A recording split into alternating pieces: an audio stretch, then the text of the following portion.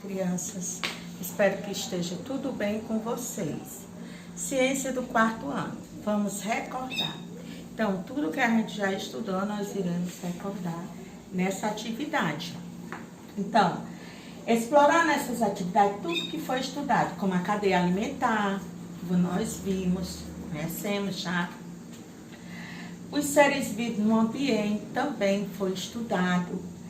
O fluxo de energia, o ciclo da matéria, o ecossistema, a sociedade e a colônia, dentro que foi trabalhado com os animais, que na última aula foi os animais que viviam em sociedade, depredação e mais ainda que nós vimos também dentro do contexto que eu vou mostrar a vocês na nossa atividade sobre o Vamos Recordar.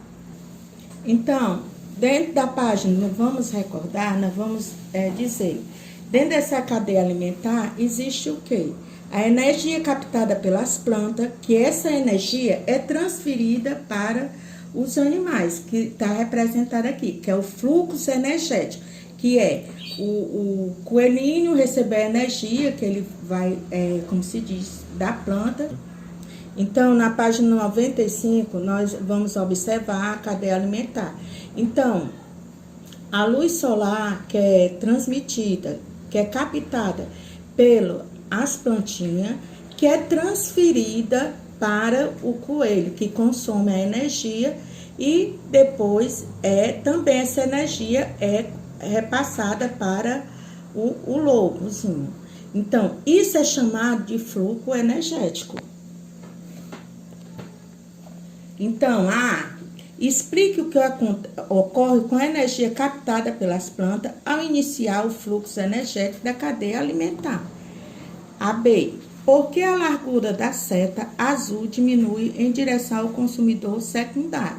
Então, você vê que a energia maior é a solar, que ele recebe, que é a planta. Então, você vai dar essa observação para que você possa explicar aqui. Então, A2, página 96. Que diferença você observa entre as representações gráficas do fluxo de energia da página 80, do fluxo da matéria da página 83? Então, você vai fazer essa leitura, como é feita essa passagem do fluxo da energia para o meio dentro dessa cadeia alimentar. Na terceira questão, as cadeias alimentares se reiniciam após a ação de decompositores. Essa afirmação é certa ou errada? Explique. Então, se há essa decomposição, você vai observar e explicar. Na quarta questão, cite algumas interações que se estabelecem entre os seres vivos, além das relações alimentares. Então, você vai ver aí. Na quinta, os carrapatos alimentam-se de sangue de diversos animais, causando-lhes prejuízo. Que relação ecológica se estabelece nessa situação? B, qual é o papel dos carrapatos e dos animais nessa relação? Página 96. Vocês irão observar aqui na questão 6, entre as funções, as abelhas operárias são responsáveis pela produção de mel na colmeia. Então, você vai ver qual é a relação ecológica que se estabelece entre as abelhas em uma colmeia. Então, você vai ver sobre lá. Sétima, as afirmações a seguir estão corretas ou incorretas? Explique sua resposta. A, alguns animais são produtores. B, o ser humano produz seu próprio alimento. Aí você vai dizer se é certo ou errado. Na página 94 da correção passada sobre a relação descrita em cada caso aqui, nós iremos completar. Animal que caça para comer, predação. Micro-organismo invade o organismo humano, parasitismo. Indivíduo cooperam entre si e divide o trabalho. Sociedade, bromélias sobre o tronco de uma árvore. Inquilinismo. Então, até a próxima aula. Um abraço.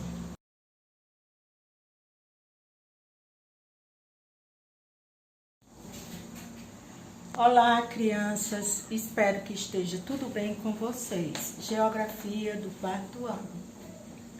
Então, hoje nós iremos... o que é a geografia? Dentro da geografia, que é o relevo, o relevo é um componente da paisagem natural, quer dizer, existem várias espécies de relevo dentro dessa paisagem natural, que é planícies, planaltos, depressões, e tem outros que também faz parte desse que nós iremos mais tarde estudar na outra aula sobre esses tipos de relevo. Hoje só é o que é o relevo em si.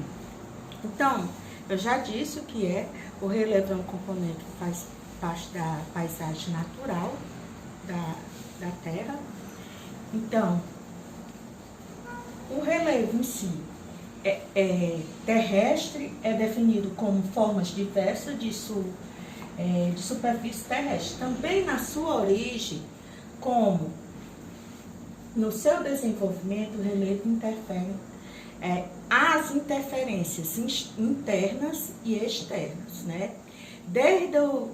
Para que você possa trabalhar o relevo, você tem que, desde o mar, que existem as interferências internas e as externas. Então, dentro da plataforma que é trabalhada esse relevo.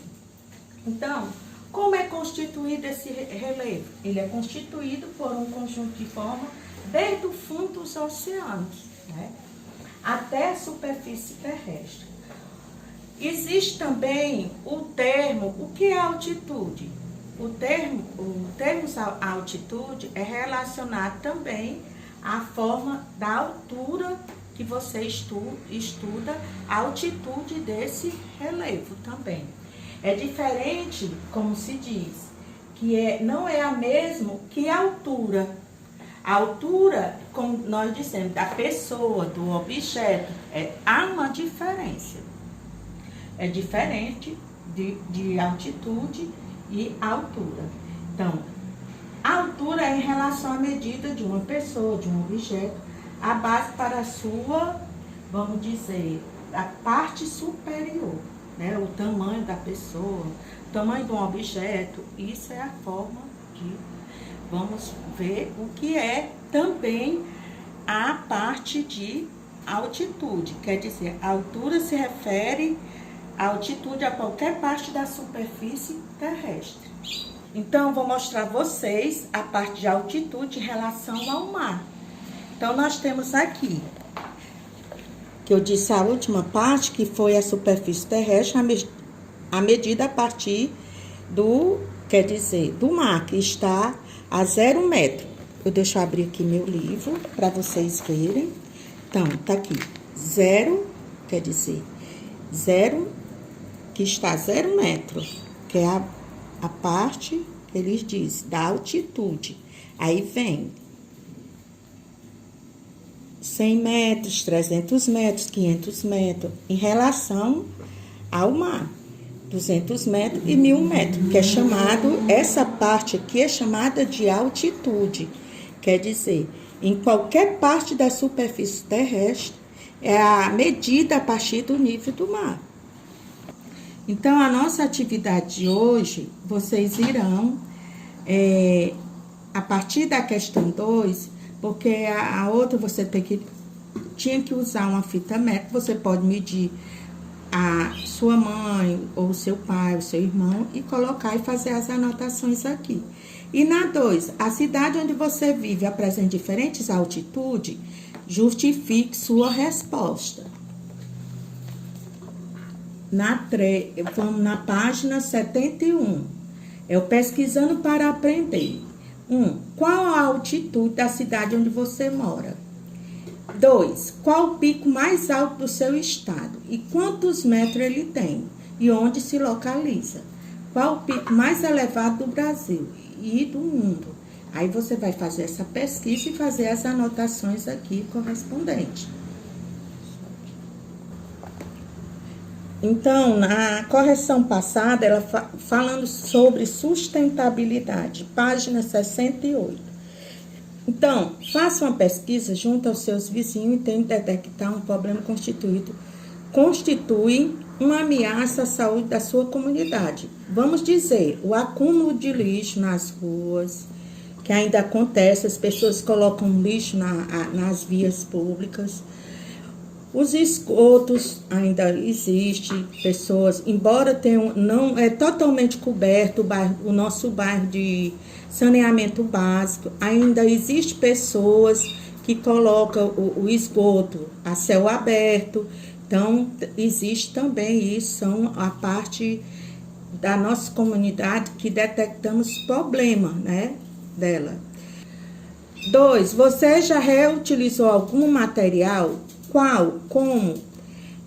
Vamos dizer, garrafa PET que nós utilizamos para fazer trabalhos, a garrafa PET também que vai para a parte da indústria para ser também reciclada e volta também para as garrafas de refrigerante. Na terceira, preste atenção. Se na sua rua passa o caminhão fazendo a coleta de lixo, se isso acontece, confira como essa coleta de lixo é feita e descreva nas linhas abaixo. Então, a coleta de lixo aqui, quer dizer, onde eu moro, passa três vezes, que é dia de terça-feira, quinta e sábado.